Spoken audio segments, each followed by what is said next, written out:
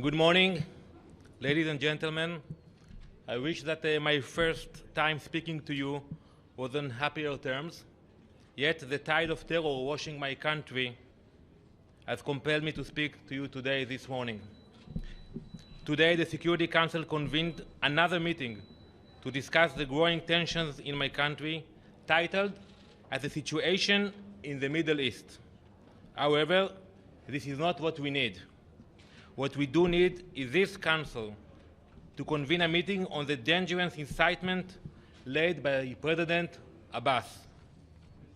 Only yesterday, my Prime Minister Benjamin Netanyahu expressed his willingness to meet with the Palestinian leadership and resume peace talks immediately, without preconditions, in order to bring calm to the region.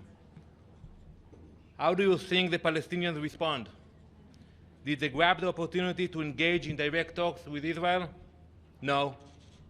Did they offer to drive only 20 minutes between Ramallah and Jerusalem to meet? No. Instead, they called on the Security Council to hold this emergency meeting. Ever since President Abbas made his hate-filled speech and outrageously claimed, and I quote, "The Jews desecrate the Temple Mount with their dirty feet." Dirty feet. We have seen a sharp increase from the quote until today in violence against Israeli civilians. The tide of terror that washed over the entire nation spares no one. Babies, children, men, and women are being targeted every day. Israelis are being stabbed, bombed, run over, and stoned. Yet, this Council remains silent. Just last night, the holy site, the tomb of Joseph, was set on fire by a mob of Palestinians. On Monday, a Palestinian boy attacked an Israeli boy who was riding his bike, stabbing him no less than 15 times. I repeat, 15 times. The victim is still hospitalized in critical condition. Ask yourselves, why would a 13-year-old boy decide to go on a stabbing spree and try to take another boy's life? How come? We all have children. The answer is that such acts of terror do not happen in vacuum. When a Palestinian child returns from school and opens the television, he doesn't see Barney or Donald Duck. He sees murderers portrayed as heroes. When he opens a textbook to do his homework, he doesn't learn about math and science.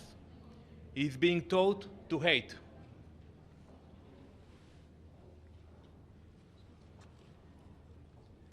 This picture you see here is an example of the kind of text that Palestinian children are being exposed to day in and day out, in school, after school. The picture gives children elaborate instructions on how to stab a Jew. We talk a lot about incitement here in the UN. You can see with this picture what incitement looks like.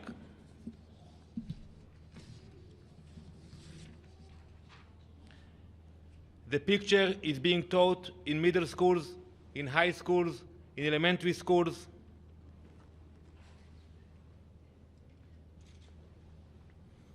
Instead of educating about peace and tolerance, the Palestinian leadership is brainwashing children with incitement and hate.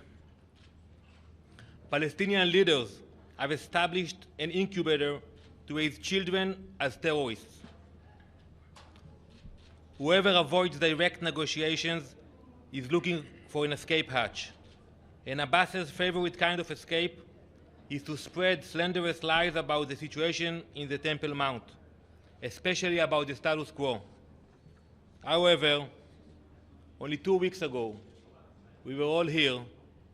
Prime Minister Netanyahu stood here in the General Assembly of the UN, and he repeated his commitment once again to maintaining the status quo. Let me make it clear. Israel will not agree to any international presence on the Temple Mount. Any such intervention would violate the decades-long status quo. What Abbas is trying to do comes as no surprise. History has shown us that every time a Palestinian leader wanted to avoid taking a difficult decision, he filled the void with incitement and false accusations and lies regarding the Temple Mount.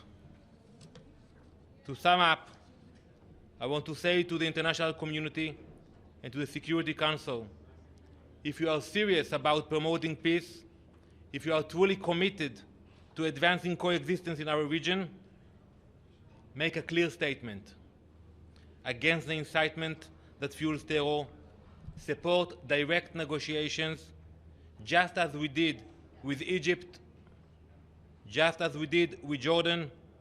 This is the only way to bring calm to the region. Thank you.